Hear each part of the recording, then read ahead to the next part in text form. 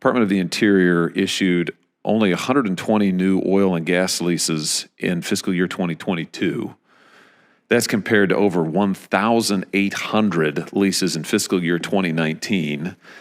Just to put that in terms of acreage, in 2022, the amount of new acres leased was 75,000. That compares to 2.25 million new acres leased in fiscal year 2019. So huge disparities. But am I right in thinking that you oppose any new oil and gas leases on federal land? Thanks for the opportunity to respond to that question. We are currently conducting regular lease sales and complying with the Inflation Reduction Act on that topic. But you personally have criticized even these, from my point of view, pretty paltry new oil and gas leases. Is that right?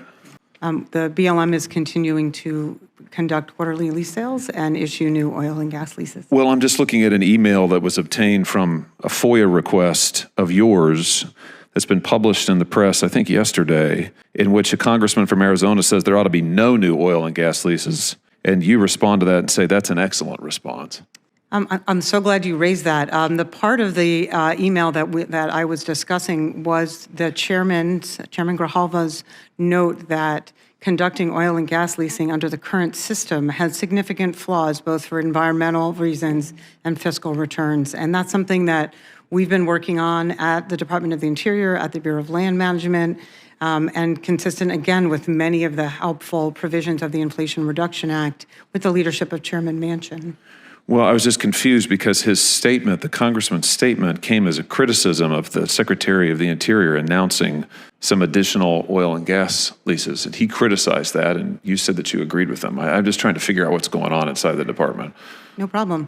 As I said, what I was talking about was his pointing out the challenges with leasing under the current system that required updates. There's a reason that the federal oil and gas program has been identified as high risk for over a decade by the Government Accountability Office, and those were the comments that were the focus of my email. He said holding more lease sales under today's standards is economically wasteful and environmentally destructive, in response to the Secretary saying that you're going to go forward with some additional fossil fuel leasing. So you agree with that, his statement? I agree with the point that we needed to update, and that's what we've been doing. We've been doing it through policy, we've been doing it in our lease sales, and we're doing it in our proposed regulation, and Congress has done that in many aspects of the Inflation Reduction. And so this is it, Madam Chair. I see I'm over time. So you disagree with the position of your secretary in moving forward with these very limited leasing. You think that was a bad idea. You agree with the congressman. She was wrong to do it. I don't disagree with the actions of the Secretary of the Interior. I worked for the Secretary of the Interior, and we are conducting oil and gas leasing. Yeah, that's what I found so confusing about your email.